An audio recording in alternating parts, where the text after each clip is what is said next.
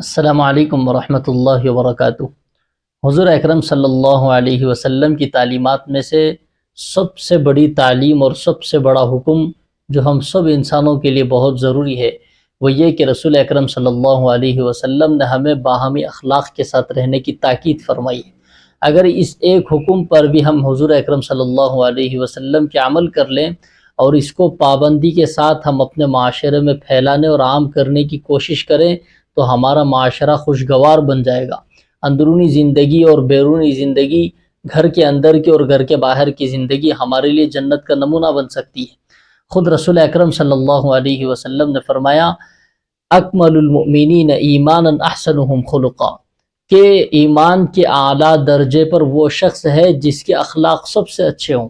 اور پھر خود رسول اکرم صلی اللہ علیہ وسلم نے فرمایا ان المؤمن لیدرک بحسن خلقہ درجۃ الصائم القائم، کہ بلا شبہ ایک مومن اپنے اچھے اخلاق کی وجہ سے رات بھر نفل نماز پڑھنے والے اور دن بھر روزہ رکھنے والے کے ثواب کو پہنچ سکتا ہے۔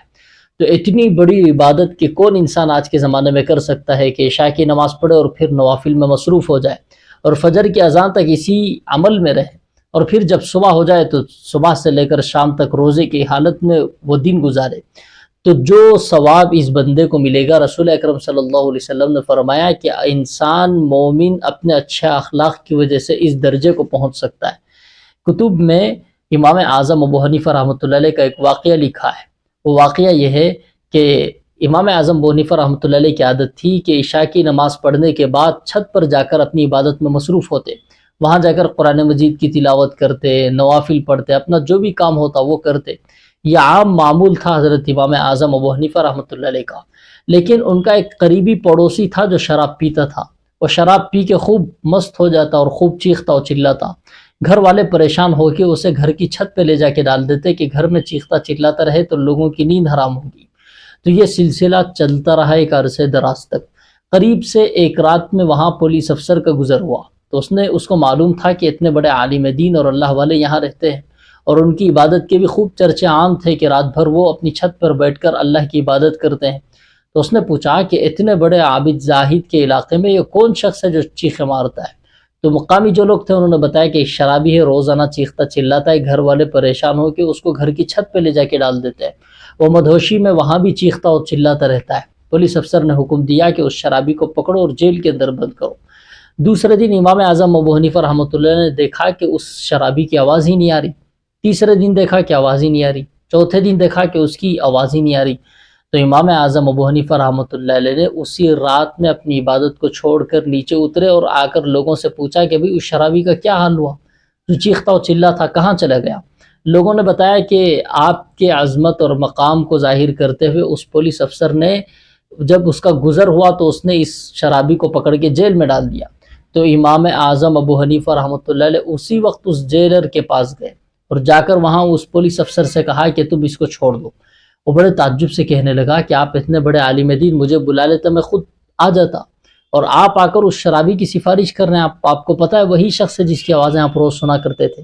تو امام اعظم ابو حنیفہ رحمۃ اللہ علیہ نے کہا کہ مجھے پتہ ہے کہ میں اسی کی آوازیں سنا کرتا تھا، لیکن بات یہ ہے کہ جیسا بھی ہو وہ میرا پڑوسی ہے، چاہے وہ گناہ میں لت پت ہو، لیکن وہ میرا پڑوسی ہے اور پڑوسی کا حق ہوتا ہے۔ یہ منت سماجت کر کے اس پولیس افسر سے اجازت لے کر اس کو جیل سے چھڑا کر لائے اور لا کر اس کی گھر کی دہلیز پر چھوڑ کے کہا کہ بتا میں نے تیرے پڑوسی ہونے کا حق ادا کیا ہے نہیں کیا۔ اس نے جواب دینے سے پہلے اپنے دونوں ہاتھ جوڑے اور کہا کہ آج کے بعد سے میں توبہ کرتا ہوں کہ کبھی میں شراب نہیں پیوں گا۔ یہ امام اعظم ابو حنیفہ رحمۃ اللہ علیہ کے حسن خلقی تھی کہ جس کی وجہ سے وہ توبہ کرنے پر مجبور ہو گیا۔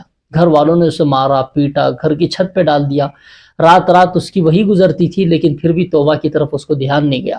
لیکن حسن اخلاق کا ایسا ایک مضبوط عمل ہے کہ انسان جتنا بھی بڑا گنہگار ہو وہ مجبور ہو جاتا ہے کہ توبہ کر کے میں اچھی زندگی گزاروں۔ تو ہمیں چاہیے کہ ہم اپنے معاشرے میں اچھے اخلاق کو برتیں، اور رسول اکرم صلی اللہ علیہ وسلم کی عادات اور اوصاف میں سے سب سے خاص صفت اور سب سے خاص عادت یہ تھی کہ آپ معاف بہت کثرت سے کیا کرتے تھے۔ تو ہمیں بھی چاہیے کہ ہم لوگوں کی غلطیوں کو درگزر کریں۔ سب کے سب انسان ہیں، ہر کسی سے غلطی ہوگی، ہم سے بھی بعض دفعے غلطی ہوتی ہے، اوروں سے بھی غلطی ہوتی ہے، ہم اوروں کی غلطی کو معاف کریں، ان کی اچھائیوں کو اپنے ذہن میں رکھیں اور ہم اپنی برائیوں کو اپنے ذہن میں رکھیں تو معاشرہ بہت جلد ہمارا سدھار پہ آ سکتا ہے، اور ہمارے معاشرے کے اندر خوشگواریاں اور خوشی کا ماحول پیدا ہو سکتا ہے، اور ہر خوشی اور دکھ و غم میں ہر کوئی معاشرے کے ساتھ شریک ہو سکتا ہے۔ شرط ہے کہ ہم سب سے پہلے اچھے اخلاق کا برتاؤ کریں، اس بات کے انتظار میں نہ رہے کہ میں اس کی طرف سے اچھے اخلاق کو دیکھوں گا تو میں جواب میں اچھے اخلاق کو پیش کروں گا، بلکہ ہم خود یہ کوشش کریں کہ ہم حضور اکرم صلی اللہ علیہ وسلم کے امتی ہیں۔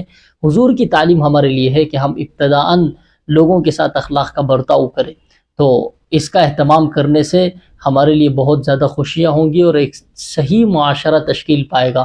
اللہ رب العزت سے دعا ہے کہ اللہ رب العزت پورے امت مسلمہ کے اخلاق کو درست فرمائے، آمین۔